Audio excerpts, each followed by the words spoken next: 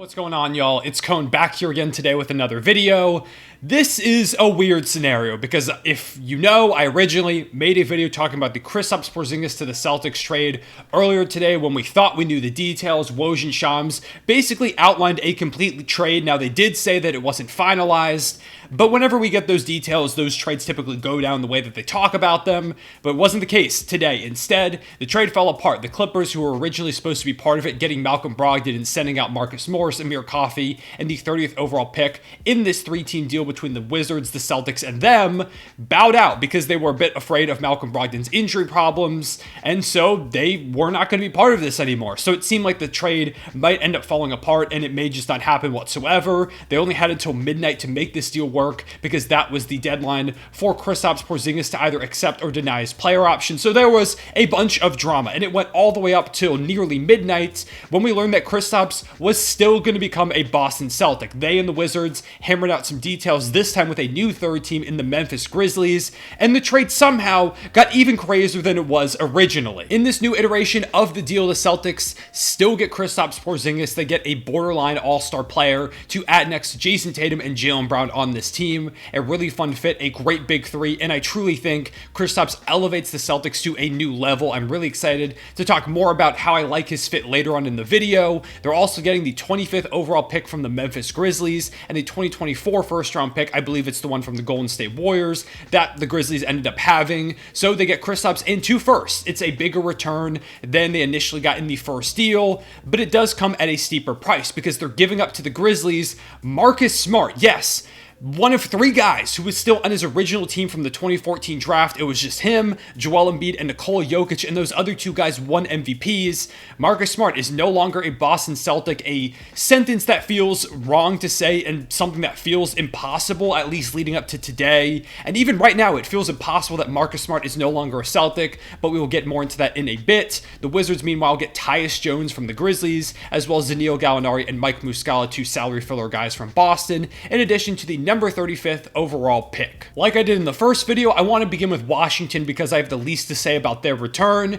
I think it's fine. I know a lot of people are losing their minds on Twitter talking about how the Wizards got fleeced, how they didn't get a single first-round pick for Bradley Beal or Kristaps Porzingis. People are losing it, but they do have to remember that Kristaps had a player option and he only accepted it because it was being involved in this Celtics deal. There's a real chance that if there was no trade in place, he would have just declined and left for literally nothing. Instead, the Wizards get Tyus Jones, who is a really, really solid point guard. I feel like he could have been a good starter for a while. He's hopefully finally going to get the chance here in Washington. There was rumors that he wanted to be the starting point guard of a team and that Memphis was probably going to end up dealing him. They end up making that move in this trade. He's going to start there at the 1 for Washington. I think he's going to be phenomenal. He is, I believe, an expiring contract too, so if you decide you don't want to hold on to him, you can just let him walk this upcoming offseason. If he's good for you, you can probably re-sign him, which is a huge plus as well. He's had one of the best assist-to-turnover ratios out of any point guard in the league these past few seasons, so bringing a guy like him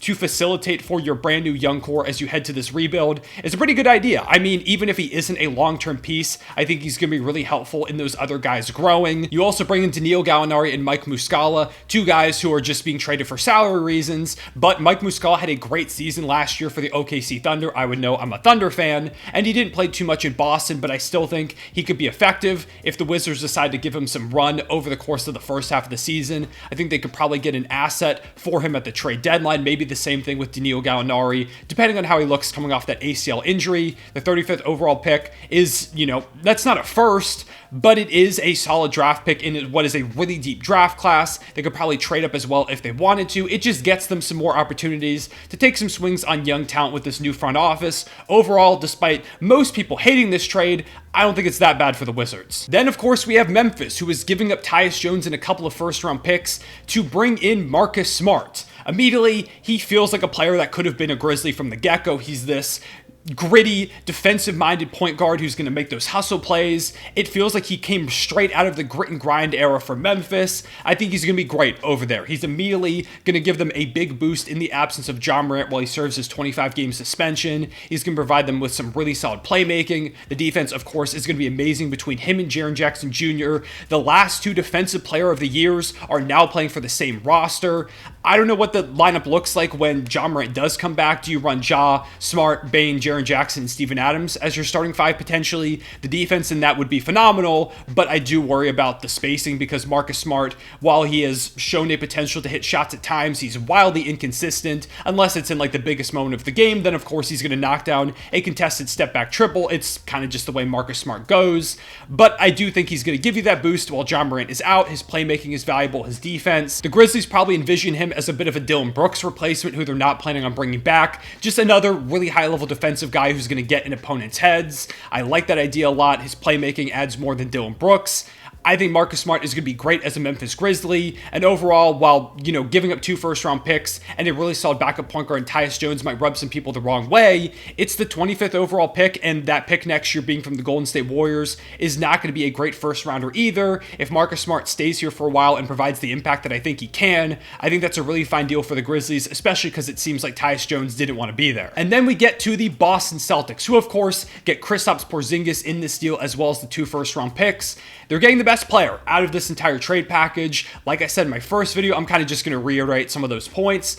He probably had the best season of his career this past year. He averaged a career high in points. He was solid out of the post, probably his best post scoring season. He shot nearly 39% from deep. He's going to add a whole new dynamic to the Celtics offense, one that has had problems in the past of getting stagnant, of falling into iso ball. Now you add a third 20-point per game scorer alongside Jason Tatum and Jaylen Brown, and he's a 7-3 guy that can shoot 3-point shots at nearly a 40% clip. He's going to be amazing in that offense. He also is really solid in terms of playmaking out of the high post. His post-up game, like I mentioned, was better than it's ever been this past season. So that's another dynamic that the Celtics really didn't have in their offense this past year. He's going to play make for those guys. They're going to run some really fun dribble handoffs. I think he's going to fit super well into that team offensively, give them a lot more versatility than they had in the past. And defensively, he provides some rim protection. He had about 1.5 blocks per game this past season. I mean, he's a 7-3 guy. It's what you expect, but he was also one of the league's best players in drop coverage this past season, which fits phenomenally with the Celtics scheme. I think he's going to provide a lot of defensive versatility too, provides a nice counter to Robert Williams and Al Horford, who are both also defensive bigs, but he has a lot more height in that regard, and also gives you a bit more offensive flexibility outside of those other two.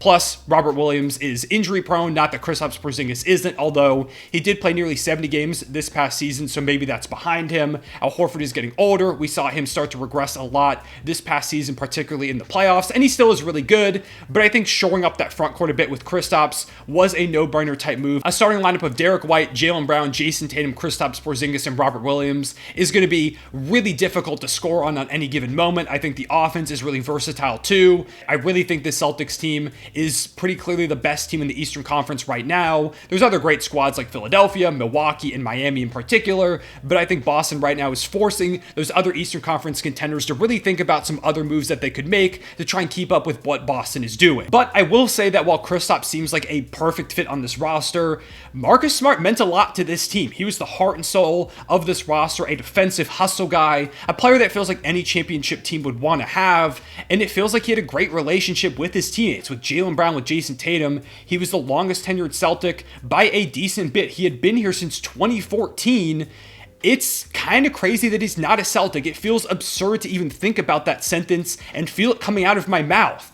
He just felt like a guy that would be a Celtics lifer, that his number might end up getting retired there, and maybe it still does. I mean, he won a Defensive Player of the Year award there. He's towards the top of a number of statistical categories for them too. He brought a lot to that team in his 9 seasons, but it really is stunning that they just traded him like that. I know they tried to give up Malcolm Brogdon, and that it probably was not an easy decision, and overall, in terms of just a purely looking at asset standpoint, I do think Kristaps Porzingis in 2 firsts is more valuable than Marcus Smart, but what he brought to that team, their identity, probably being a great locker room guy too, it might be felt by this Celtics team. One of my best friends is a Celtics fan, and he texted in our group chat when this went down that it felt like he had just lost a family member because Marcus Smart has been such a big part of his Celtics fandom for years at this point. Again, and he agrees with me, the assets that you got back if you're Boston are probably worth it in terms of trying to win a championship, But I will say that players like Marcus Smart don't just grow on trees. These guys that bring so much to your franchise,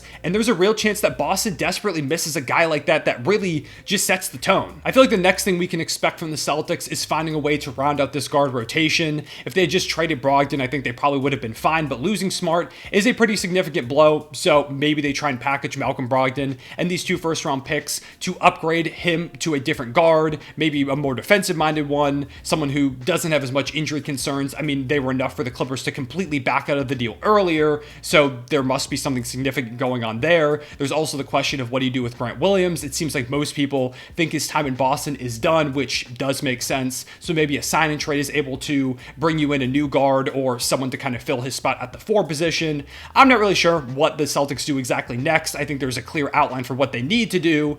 Maybe it's Chris Paul who comes in as a guard on this team. I know a lot of Celtics fans don't like that idea, but I think it's a real possibility. We'll see, but for right now, I'm stunned that this trade happened the way that it did, that it fell apart at the beginning, that it was reformed in this current iteration. I'm just blown away. So yeah, those are my full thoughts on this new and updated trade. I don't know if I'm going to keep the first video up or if I'm going to take it down, if I'm just going to say that this one is an update.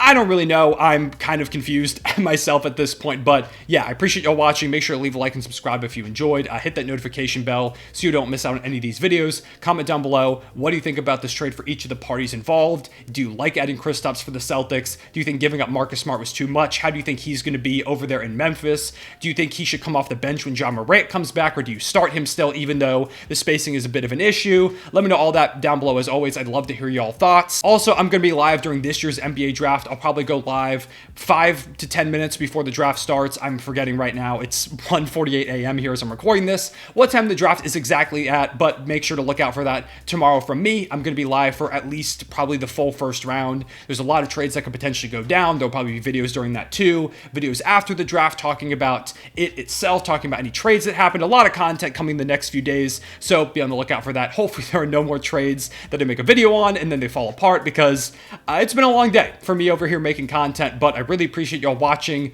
Again, me talking about this deal. I'll see y'all later. Real one, say it back.